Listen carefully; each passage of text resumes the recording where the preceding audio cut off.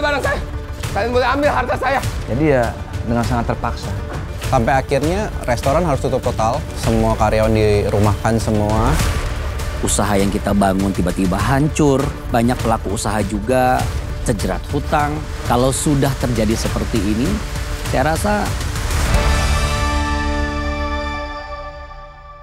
ya, sahabat, kalau kita bergelut dalam bidang dunia usaha, tentu kita akan bergelut juga dalam keadaan dan situasi yang tidak terduga seperti bencana, entah itu alam, ya, pandemik, termasuk juga kerusuhan. Karena pasti yang terjadi adalah perubahan. Bagaimana penurunan itu begitu drastis, usaha yang kita bangun tiba-tiba hancur, kita terpaksa memberhentikan pekerja kita sebagai karyawan, kita mendapatkan surat perhentian kerja, kita juga nggak nyangka, ya. Banyak pelaku usaha juga terjerat hutang.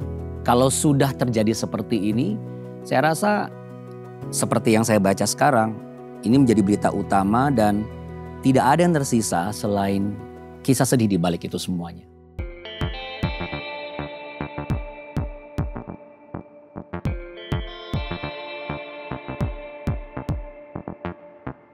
Guys, kenapa saya ngumpulin kalian di sini? Jadi saya ingin briefing sebagai orang terdepan di restoran, kalian itu harus lebih bersikap ramah, ya. Terus kalau ada konsumen yang mengeluh, tampung, dengar, terus baru laporan sama saya, gitu, ya. Semangat, semangat, semangat!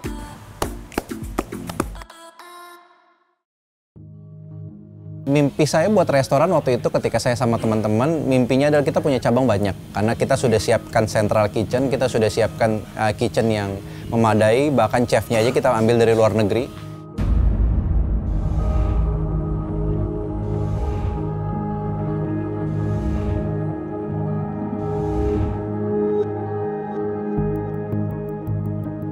Saya memutuskan untuk memberlakukan PPKM darurat.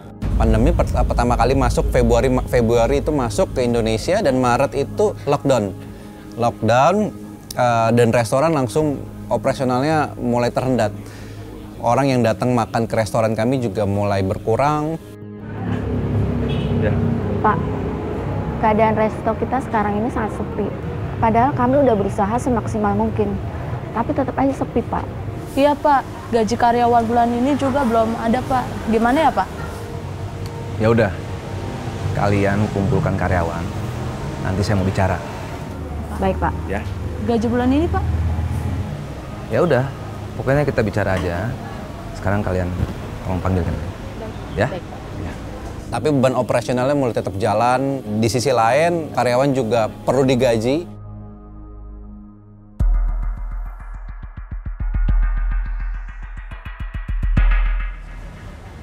Kalian tahu kan, beban operasional tidak tercukupi. Hah? Maksud Bapak gimana ya, Pak? Jadi ya dengan sangat terpaksa. Sampai akhirnya restoran harus tutup total, semua karyawan dirumahkan semua. Karena kita nggak punya uang untuk membiayai mereka lagi. Dan ini, kamu kan sebagai pimpinan, tolong kasih ke anak buah kamu.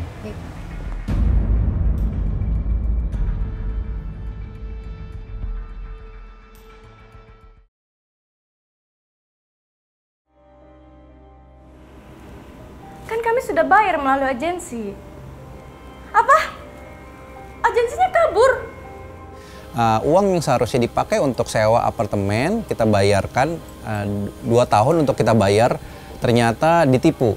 Dan uang yang seharusnya disetor kepada pemilik, malah dibawa kabur sama agennya.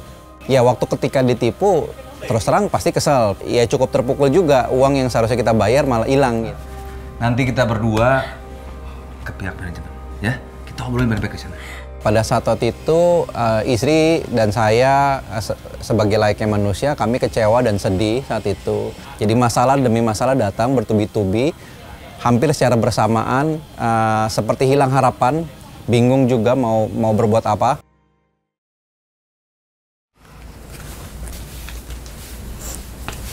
Pak, aku mau ngomong. Ini peringan kartu kredit bulan ini, Pak. Pemasukan nggak ada. Sementara kita banyak banget kebutuhan, Pak. Dan utang kita di mana-mana, Pak. Kita harus gimana? Udah, Ma. Papa tahu itu. Di saat itu saya coba menenangkan istri dan saya coba kasih penjelasan kepada istri tentang apa yang kita alami saat itu. Coba Papa dari dulu nggak buru-buru keluar dari kerjaan, kita pasti nggak bakal kayak gini, Pak. Ya mana tahu. Kan bencana kayak gini kan nggak ada yang tahu. Negara aja nggak siap. Ya apalagi kita, Ma. Pengusaha kecil kayak gini.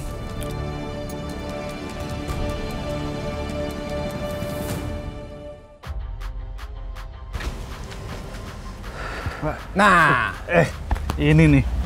sudah 1 bulan kami cari-cari. Kamu harus bayar. Kamu nunggak kartu kredit kamu ke bank. Bagaimana ini pembayarannya? Iya, Pak. Masalahnya resto saya udah tutup, Pak.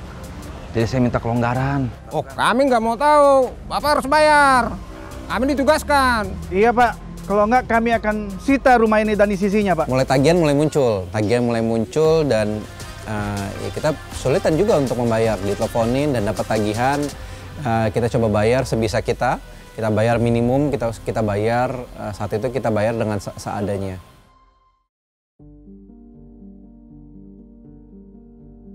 Pak, saya datang ke sini itu mau menanyakan pembayaran unit apartemen ini.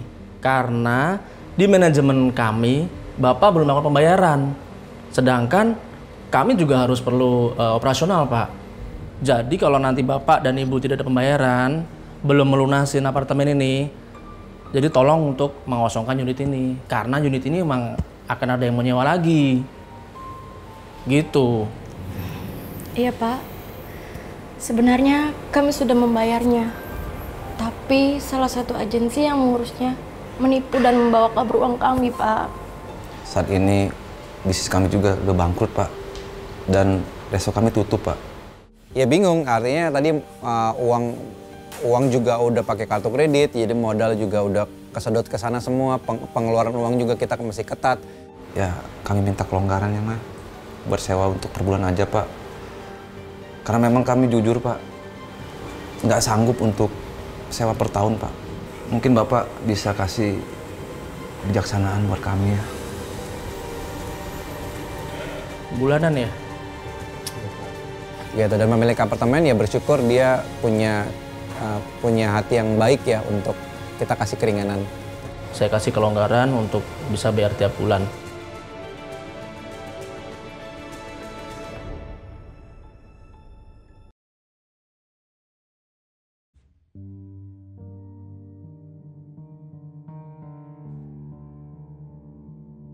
Hati saya sedih gitu, kecewa dan bingung mau berharap seperti apa. Keadaannya gelap dan bingung mau apa. Semua rencana yang saya buat di tahun itu berantakan. Nggak ada dasar juga untuk saya berharap. Saya menangis setiap hari di kamar. Saya menangis setiap hari karena menangis sih kenapa ini bisa terjadi sama saya gitu. Takut sama masa depan saya sendiri. Istri dan anak saya ini nanti mesti seperti apa. Masa saya dulu ngalamin susah, anak saya juga mesti susah juga. Bisnis kita tuh udah hancur, Ma. Terus kita mau gimana sekarang? Hah?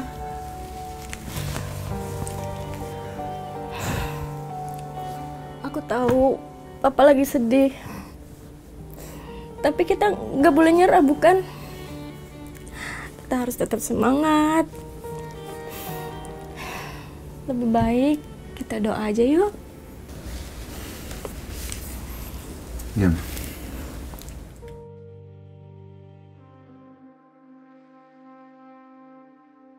Nah, kedatangan saya di sini mungkin ini nggak seberapa, tapi saya berharap dengan ini Ibu dan Bapak ya paling tidak terbantu dalam hal keuangan untuk operasional mungkin ya untuk saat ini. Saya nggak pernah publish dan saya nggak pernah minta-minta, nggak pernah bikin status, nggak pernah saya nggak pernah tulis di sosial media, saya nggak pernah minta-minta juga tolong dong, saya nggak pernah seperti itu. Tapi Tuhan izinkan saya untuk saya ngalamin Tuhan. Kalau ya saya serahin ke Tuhan dan Tuhan yang bawa orang-orang ini untuk memberkati hidup saya.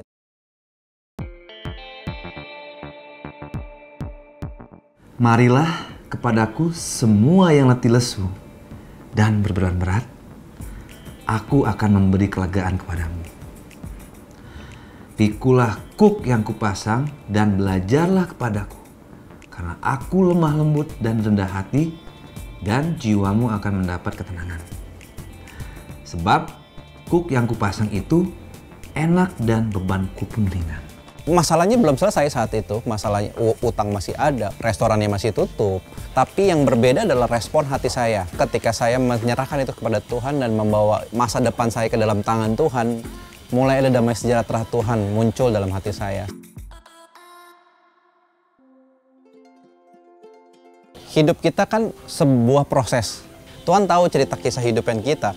Tapi menariknya bagaimana kita terus berpegang sama Tuhan dan kita tetap jalan gitu. Walaupun keadaannya nggak ideal gitu. Tapi yang harus tetap kita lakukan adalah percaya sama Tuhan dan tetap jalanin prosesnya.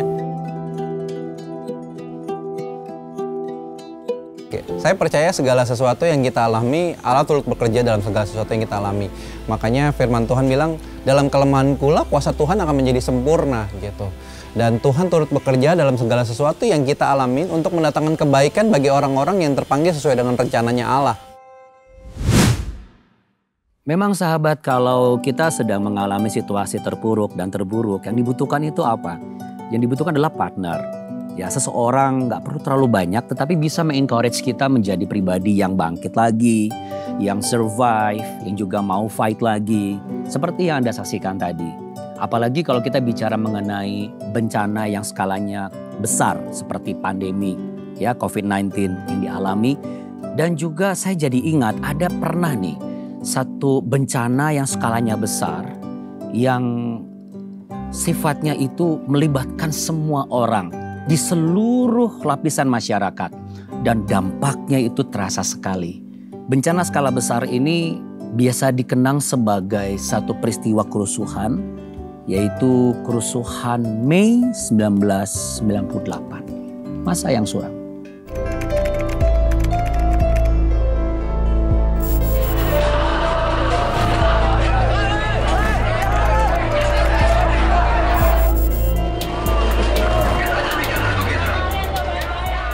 Woi, ngambil di mana tuh? Tuh, di mana? Yang kanan dari toko tuh. Tuh. Oke. Ayo.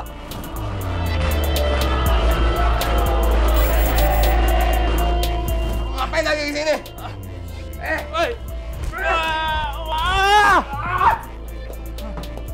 Jangan. Gua bakar, Kalian boleh ambil semuanya.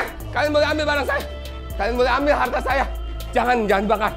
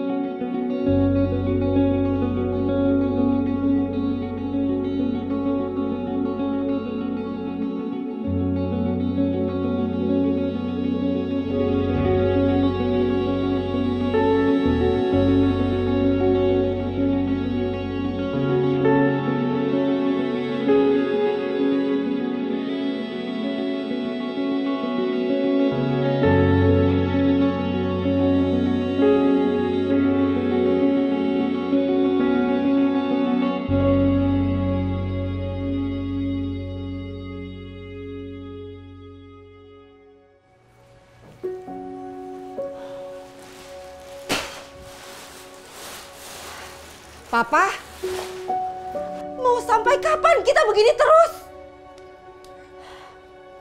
Harta kekayaan kita selama 7 tahun ludes semua dalam semalam. Kita nggak punya apa-apa lagi selain hutang. Bersyukur, Pak.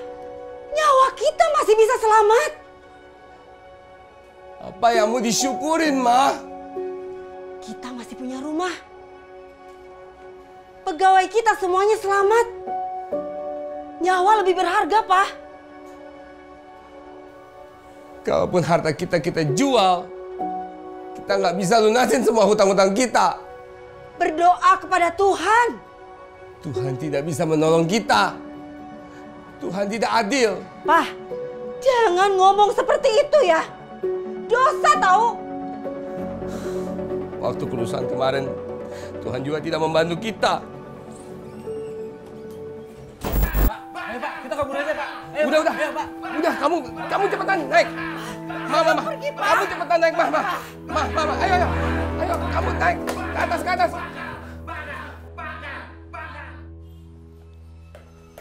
Kalian mau ngapain?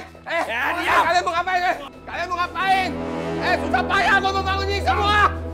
Kalian mau ngapain di sini? Kamu mau ngapain lagi?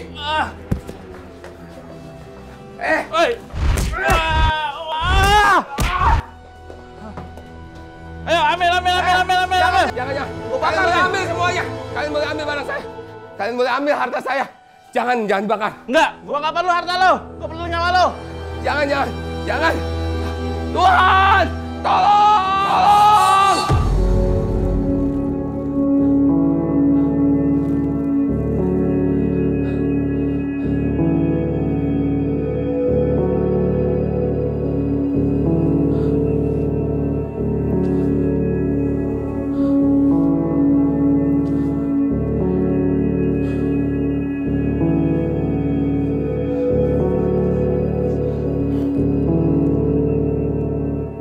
Tuhan, hamba mohon ampun atas segala kesalahan yang hamba perbuat selama ini.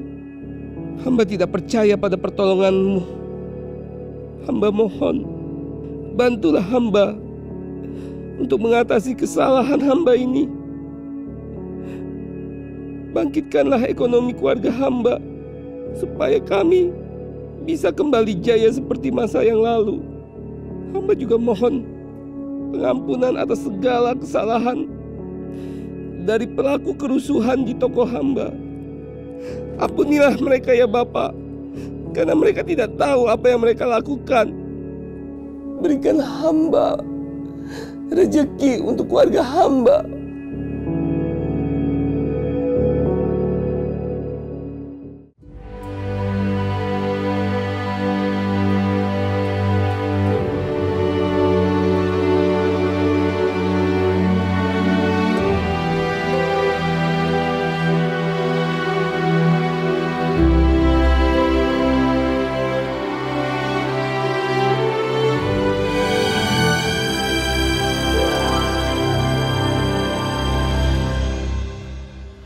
Pak, saya minta maaf.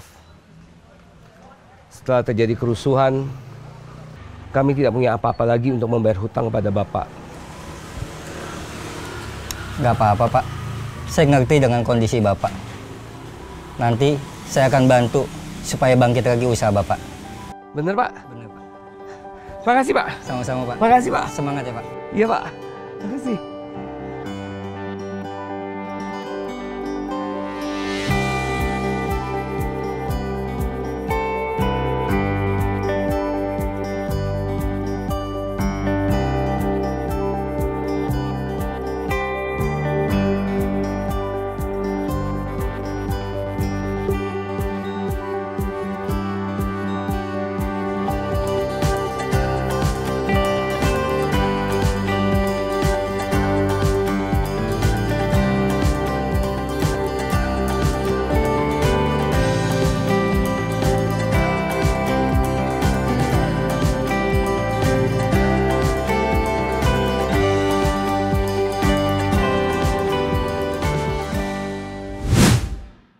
Ya sahabat, kalau kita tadi sudah menyaksikan kisah nyata dari Regan dan juga Jamie, mungkin kita sedang diingatkan kembali dengan keadaan kita di tempat kita masing-masing saat ini. Atau kita juga bisa berpendapat bahwa kasihan juga ya, sudah jatuh ketimpa tangga. Itu hal yang tidak pernah kita duga dalam bencana yang kita alami dalam kehidupan ini. Terkadang kita sebagai manusia tentu suka bingung, pas lagi dapat sesuatu yang buruk, saya harus kemana? Apa yang harus saya lakukan? What should I do? Nah, ada beberapa step yang saya ingin bagikan buat sahabat semua. Dan ini practically sekali. Sebenarnya ini bicara mengenai bagaimana kita bersedia nggak untuk membuka hati dan membawa hati kita kepada satu pribadi dan kita mau meletakkan kepercayaan kita kepada dia. kita totally surrender kepada Dia, berserah sepenuhnya, nggak pakai sebagian-sebagian, dan izinkan Dia ambil alih semuanya. Lalu nanti kekuasaan yang adikodrati itu akan dinyatakan. Ini sesuatu yang benar-benar saya juga alami juga. Tidak ada yang tidak pernah mengalami sesuatu yang buruk dalam kehidupan ini. Bahkan di lowest level terendah kehidupan kita, semua orang juga pernah mengalami. Nah, apa sih yang harus dilakukan seandainya kalau saya itu mengalami situasi yang paling buruk? Sebut saja saya mengambil satu kisah dari Raja Daud. Daud ini seorang raja. Bayangkan, apa sih kurangnya seorang raja? Kan gak ada, semua dia punya. Tapi ternyata dia juga mengalami situasi yang terpuruk. Nah, ada sebuah curahan hatinya dan pengalaman pribadi dengan Tuhan. Dan ini yang juga saya terapkan, and it works. Jadi kalau misalnya kita mengalami situasi yang terpuruk, kita harus mengandalkan siapa? Gak ada lain, cuma mengandalkan Tuhan. Depend on God Himself. Kalau saya kutip dari Mazmur 37 ayat 3-6 dikatakan begini. Pertama adalah langkahnya, buka hatimu dan mulailah percayalah kepada Tuhan. Dan berbarengan dengan itu kita melakukan yang baik. Lakukanlah yang baik. Lalu diamlah di negeri, artinya kita jangan terlalu banyak pusing-pusing dengan hal yang lain. Dan berlakulah setia. Coba belajar untuk tetap konsisten di dalam kepercayaan kita kepada Tuhan. Dan bergembiralah karena Tuhan. Jadi kita nggak perlu cari cara untuk menggembirakan hati kita dengan cara yang lain. Kalau kita datang kepada Tuhan, kita minta Tuhan tolong sukakan hati saya dan beri saya roh sukacita, maka Ia akan memberikan kepadamu apa yang diinginkan hatimu. Wow. Serahkanlah hidupmu kepada Tuhan. Ini kuncinya. Kalau engkau ingin Tuhan memberikan apa yang saya mau sesuai hati saya harus mau juga menyerahkan hidup saya kepada Tuhan dan percayalah kepadanya dan Ia akan bertindak. Ini dahsyat sekali ya, dan ini indah. Ia akan memunculkan kebenaranmu seperti terang dan hakmu seperti siang. Hak kita dikembalikan lagi kepada kita. Apakah ini bukan sesuatu hal yang amazing banget? Ini satu hal yang amazing sekali. Nah, tapi kan ada pasti godaan-godaan menyalahkan keadaan, lalu kemudian bahkan mungkin tidak jarang kita sekarang menyalahkan Tuhan, ya kan? Ya kita harus minta maaf sama Tuhan tentunya. Karena Tuhan gak pernah merancangkan sesuatu yang buruk sama kita. Nah tapi kalau ada orang-orang di sekitar kita, bagaimana nih? Kita harus lihat, kita harus objektif. Kalau di sekitar kita tidak membawa kita ke situasi yang lebih positif, lebih baik tinggalkan orang-orang ini. Tapi mulailah membangun hubungan yang dibangun dengan dasar benar, yaitu orang terdekat kita, the closest circle. Suami kita, istri kita, anak-anak kita, mertua, orang tua kita. Karena ketika ada godaan atau satu tekanan yang berat, lalu kita mencoba melihat dan membandingkan, firman Tuhan mengatakan bahwa jangan marah karena orang yang berbuat jahat dan jangan iri hati kepada orang yang berbuat curang. Karena biasanya itu suka ada pembandingan. Loh, kok saya mengalami, kok dia nggak ngalamin ya? Padahal mungkin menurut kita hidup saya tidak jauh lebih buruk daripada dia. Kenapa dia tidak mengalami seperti yang saya alami? Tapi itu kan penilaian kita pribadi.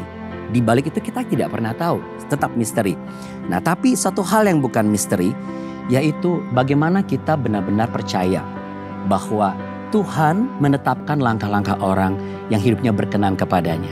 Apabila ia jatuh, tidak sampai tergeletak sebab Tuhan menopang tangannya. Kata menopang ini berarti butuh satu orang lagi.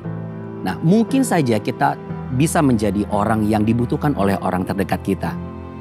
Berarti kita harus menjadi orang yang benar. Dalam Mazmur 37 ayat 16 dikatakan demikian, lebih baik sedikit pada orang benar daripada berlimpah-limpah pada orang fasik.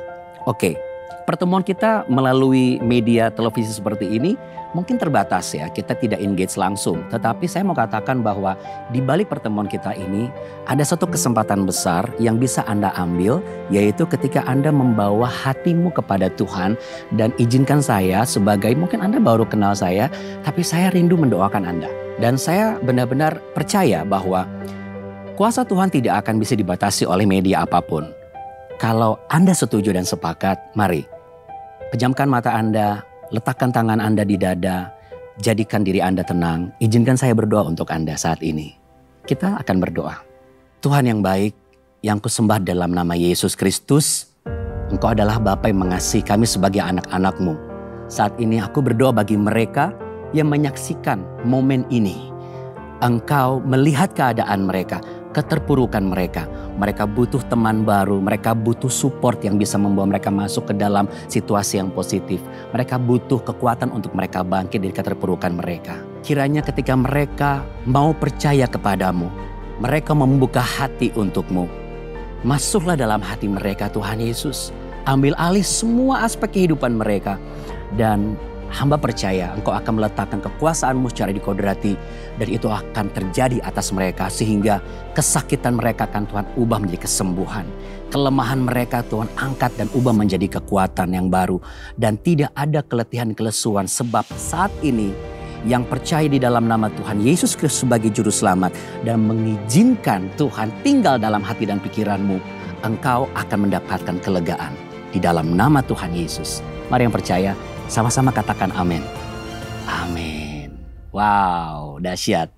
Oke, sahabat, saya percaya Anda pasti butuh juga orang-orang bisa selalu intens dan konsisten mendoakan Anda. Nah, ada nomor-nomor di mana Anda bisa menghubungi nomor itu via WhatsApp atau telepon langsung. Gak usah ragu, mereka adalah orang-orang yang memang diurapi oleh Tuhan dan benar-benar memang mendedikasikan waktunya untuk menjadi sahabat baru Anda. Sahabat 24 jam setiap hari, kapanpun Anda hubungi, Anda akan dikuatkan dalam doa dan Anda akan menemukan jalan keluar di dalam Tuhan. Jadi jangan ragu untuk menghubungi kami, yaitu Sahabat 24.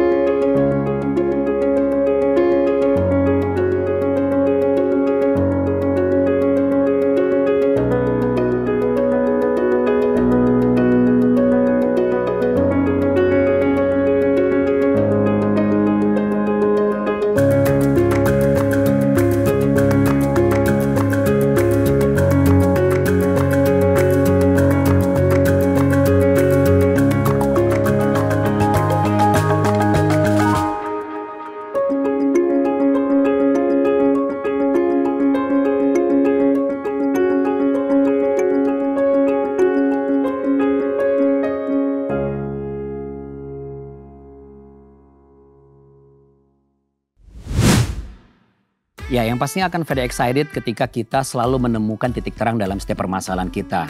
Nah, jikalau program ini membawa Anda, sahabat, menjadi sahabat baru saya, catat baik-baik program ini, jamnya kapan, tayang di mana, pastinya Anda sudah tahu. Dan kami tidak akan kemana-mana.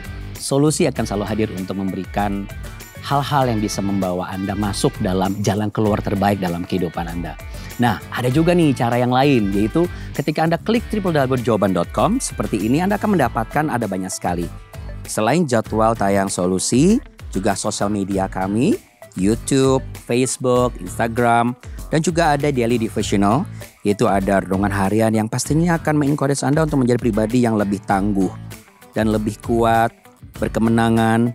Dan juga ada nomor-nomor telepon yang bisa Anda hubungi, ada video kesaksian yang inspiratif seperti ini. Anda bisa subscribe juga, Anda bisa hubungi Sahabat 24 dari sini. Jadi ini mempermudah sahabat juga ya, bisa telepon, WhatsApp ataupun juga email. Dan yang pastinya mulai sekarang kalau seandainya kita pas dapat sesuatu yang gak enak dalam kehidupan ini, masalah berat, kita gak usah khawatir lagi. Karena kita sudah mulai bisa bicara dengan diri kita sendiri ya, bahwa apapun masalah dalam hidup saya percaya di dalam Tuhan pasti ada solusi. Bukankah begitu? Saya Andi Othniel, sampai jumpa di solusi berikutnya. Tetap semangat dan tetap sehat.